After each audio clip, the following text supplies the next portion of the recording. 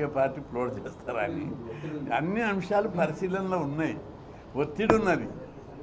మొన్న మల్లన్న కూడా వచ్చిండు. ప్రజల నుంచి వస్తుంది, అన్నీ ఆలోచిస్తామని చెప్పి నేను కాంగ్రెస్ లోకి రమ్మనే చెప్తా. ఎందుకంటే అది నెరవేర్చుకోవడానికి మేము మద్దతు ఉండాలన్నా మీ ఆశీర్వాదం కావాలి కాంగ్రెస్ పార్టీకి అని చెప్తా. నేను అదే విషయం చెప్పడానికి వచ్చిన.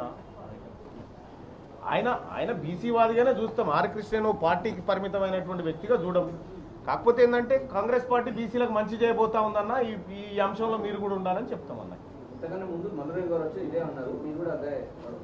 అదే చెప్తాం. ఇంకెవరు వచ్చినా కూడా అదే చెప్తాం. కాంగ్రెస్ పార్టీకి వచ్చినా సో అల్టిమేట్గా బీసీల ప్రయోజనం మాకు ముఖ్యం. అంతే.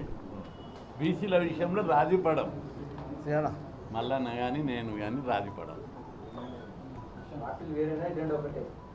ఎజెండా మేమంతా ఒక్క తల్లి పిల్లలం. బలగం సినిమాలో కాకి ముట్టే టైం మాది.